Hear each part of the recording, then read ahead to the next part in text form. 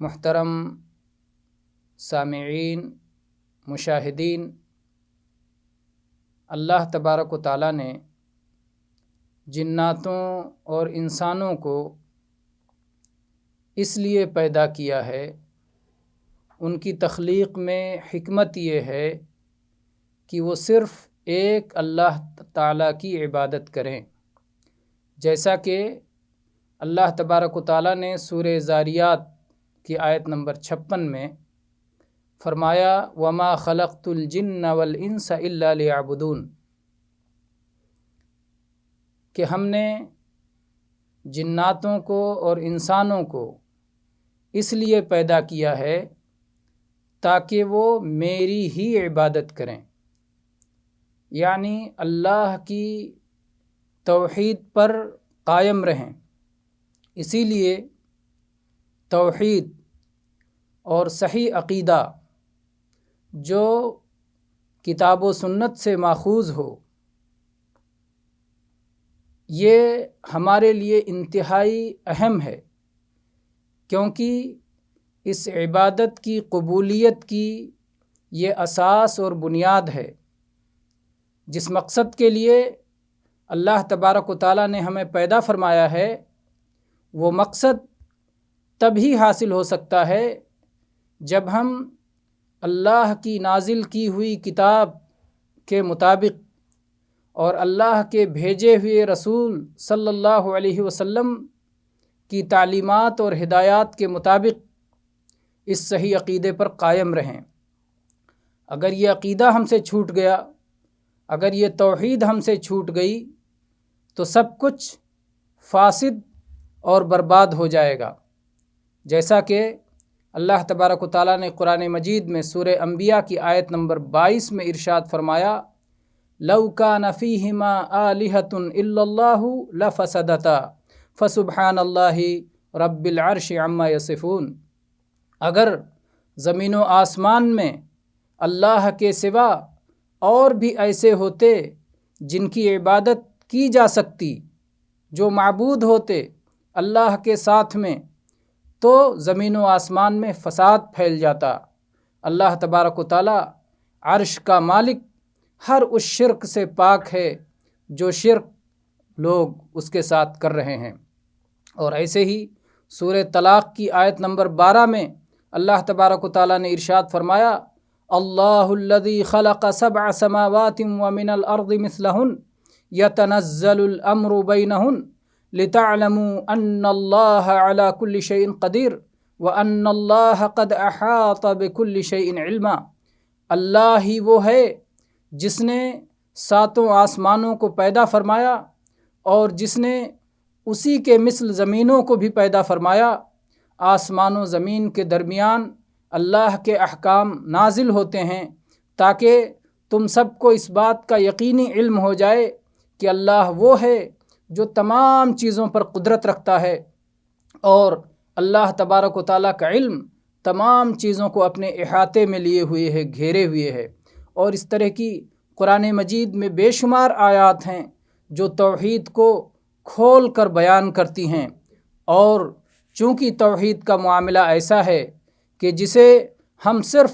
اپنی عقل سے حاصل نہیں کر سکتے، انسان اپنی عقل کی بنیاد پر اللہ تبارک و تعالیٰ کی تفصیلی معرفت حاصل نہیں کر سکتا۔ اسی لیے اللہ تبارک و تعالیٰ نے اپنے رسولوں کو بھیجا، اپنی کتابیں نازل فرمائیں تاکہ نہایت وضاحت کے ساتھ، نہایت تفصیل کے ساتھ اللہ تبارک و تعالیٰ کے حقوق بندوں کو بیان کر دیے جائیں، تاکہ وہ علم کی بنیاد پر، بصیرت کی بنیاد پر نہایت ہی وضاحت کے ساتھ وہ روشنی میں اللہ تبارک و تعالیٰ کی عبادت صاف طور پر کر سکیں۔ چنانچہ رسولوں کا سلسلہ رہا، ایک کے بعد ایک آتے رہے، کوئی قوم اور امت ایسی نہیں گزری جس میں کوئی نبی یا رسول نہ آیا ہو۔ چنانچہ سورہ فاطر کی آیت نمبر 24 میں اللہ تبارک و تعالیٰ نے ارشاد فرمایا وَإِن مِّنْ أُمَّةٍ إِلَّا خَلَا فِيهَا نَذِيرٌ، کوئی بھی قوم ایسی نہیں ہے کہ جس میں کوئی اللہ کے عذاب سے ڈرانے والا نہ آیا ہو۔ اور ایسے ہی اللہ تبارک و تعالیٰ نے فرمایا ثم ارسلنا رسولنا تترا، سورہ مومنون کی آیت نمبر 44 میں، کہ ہم نے اپنے رسولوں کو ایک کے بعد ایک بھیجا۔ کبھی ایسا نہیں رہا کہ رسول کوئی بتانے کے لیے، حق کو واضح کرنے کے لیے اور توحید کو سمجھانے کے لیے نہ آئے ہوں۔ اور یہ سلسلہ سب سے آخری نبی، سب سے افضل نبی، سارے نبیوں کے امام، سارے جہان کے لیے رحمت محمد الرسول اللہ صلی اللہ علیہ وسلم پر یہ سلسلہ ختم ہوا۔ آپ نے اللہ کی رسالت کو، اللہ کے پیغام کو اللہ کے بندوں تک پہنچایا۔ وہ امانت جو اللہ نے آپ کے ذمے لگائی تھی، آپ نے وہ امانت ادا کر دی۔ آپ نے امت کی خیر خواہی کا پورا حق ادا کر دیا، اور اللہ کی راہ میں آپ نے پوری جد و جہد فرمائی، پوری طرح جہاد فرمایا، اور اللہ تعالیٰ کی طرف لوگوں کو کھلم کھلا اور انفرادی ملاقات میں سری و جہری طور پر ہر لحاظ سے اللہ کی طرف آپ بلاتے رہے، اور رسالت و نبوت کی جو ذمہ داری اللہ تعالیٰ نے آپ کو دی تھی، وہ ذمہ داری پوری طرح آپ نے ادا فرمائی۔ اس راہ میں آپ ستائے گئے،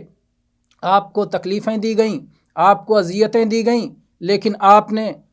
اس طرح صبر کیا جیسے اولو العزم رسولوں نے صبر کیا، اور برابر اللہ کی طرف، اللہ کی سیدھی راہ کی طرف، صراط مستقیم کی طرف آپ دعوت دیتے رہے، یہاں تک کہ اللہ تعالیٰ نے آپ کو غلبہ عطا فرمایا، آپ کا دین غالب ہوا، اللہ نے اپنی نعمت آپ پر تمام کی، اور آپ کی دعوت کے ذریعے سے لوگ اللہ کے دین میں فوج در فوج داخل ہوئے، اور آپ کی موت اس وقت تک نہ ہوئی، آپ کی وفات اس وقت تک نہ ہوئی جب تک اللہ تعالیٰ نے اپنی نعمت تمام نہ کر دی، اپنے دین کو پورا نہ کر دیا۔ اور قرآن پاک میں اللہ تعالیٰ نے سورہ مائدہ کی آیت نمبر 3 میں اس تکمیل دین کا اعلان فرمایا۔ اللہ تعالیٰ نے فرمایا الیوم اکملت لکم دینکم واتممت علیکم نعمتی ورضیت لکم الاسلام دینا، کہ آج وہ دن ہے کہ ہم نے تم پر اپنا دین مکمل کر دیا، اپنی نعمت کو تم پر تمام کر دیا، اور اسلام کو بطور دین تمہارے لیے پسند کر لیا اور اس پر راضی ہو گیا۔ اسی لیے ہر مسلمان اور ہر صاحب ایمان کے نزدیک یہ چیز بہت واضح طور پر ہونا چاہیے کہ ایمان وہ چیز ہے جس میں ہماری رائے، ہماری عقلوں کا کوئی دخل نہیں ہے، ہم اس میں بحث اور رد و قد نہیں کر سکتے۔ جو کچھ اللہ تبارک و تعالیٰ کی طرف سے ملا ہے، جو کچھ رسول اللہ صلی اللہ علیہ وسلم کی طرف سے ملا ہے، مشرق و مغرب جہاں کا بھی مسلمان ہو، اس کی ذمہ داری ہے کہ نبیوں اور رسولوں کے اس عقیدے کو مضبوطی سے تھام لے، اور ان اصولوں کو اور ان اساسیات کو پوری طرح سے یقین کے ساتھ بلا کسی شک اور تردد کے تسلیم کر لے، جیسا کہ سورہ بقرہ میں اللہ تعالیٰ نے رسولوں اور ان کے متبعین کا طریقہ کار بیان کیا ہے۔ آیت نمبر 285 میں اللہ تعالیٰ نے فرمایا آمن الرسول بما انزل الیہ من ربہ والمؤمنون کل آمن باللہ وملائکتہ وکتبہ ورسلہ لا نفرق بین احد من رسلہ وقالوا سمعنا واطعنا غفرانک ربنا والیک المصیر۔ رسول بھی ایمان لائے اس چیز پر جو ان کے رب کی طرف سے نازل کیا گیا ہے، اور اہل ایمان بھی اس پر ایمان لائے۔ ہر ایک ایمان لایا اللہ پر، اللہ کے فرشتوں پر، اللہ کی کتابوں پر، اللہ کے رسولوں پر، اور ان کا کہنا یہ ہے کہ ہم کسی رسول کے درمیان فرق اور تمیز نہیں کرتے کہ ایک پہ ایمان لائیں ایک پہ ایمان نہ لائیں، اور ان کا کہنا یہ ہے کہ ہم نے سن لیا، ہم نے مان لیا، اے ہمارے رب تو ہمیں بخش دے، تیری طرف ہمیں لوٹ کے آنا ہے، ہمارا ٹھکانہ تیرے ہی طرف ہے۔ اور صحیح اسلامی عقیدہ جو اپنے اصولوں سے ثابت ہو، کتاب و سنت سے، قرآن و حدیث سے واضح طور پر ثابت ہو، یہی صحیح عقیدہ انسان کی سعادت کا، ان کی سربلندی کا، ان کی سرفرازی کا، دنیا آخرت میں ان کی کامیابی کا سبب ہے، کیونکہ یہ وہ چیز ہے جو بالکل یقینی ہے، جو شک سے پاک ہے، جس کے دلائل بالکل درست ہیں، جس کا راستہ پوری طرح روشن ہے، جس کی حجتیں بالکل واضح ہیں، جو فطرت سلیم کے موافق ہے، اور اسی طرح سے صحیح عقلوں کے بھی موافق ہے۔ اس میں کسی طرح کی کوئی ایچ پیچ اور کوئی الجھاؤ نہیں ہے۔ تمام عالم اسلامی کو اس عقیدہ کو جاننے کی ضرورت ہے، جو بہت صاف ستھرا عقیدہ ہے، جو بہت واضح اور روشن عقیدہ ہے، جس کو اپنائے بغیر انسان کی کامیابی نہیں ہے۔ اسی لیے ہم نے یہ مناسب سمجھا کہ عقیدے کا ایک کورس ریکارڈ کیا جائے تاکہ اس کے ذریعے سے تمام مسلمان اپنا صحیح عقیدہ سیکھ سکیں۔ تو انشاءاللہ یہ ہمارے سلسلے کا پہلا درس ہے، اور آگے کئی دروس میں ہم اس سلسلے کو مکمل کریں گے کہ عقیدہ تاکہ لوگ بہتر انداز میں سیکھ سکیں۔ اقول قولی ھذا واستغفر اللہ لی ولکم من کل ذنب فاستغفروہ والحمد للہ رب العالمین وصلی اللہ علی نبینا وسلم۔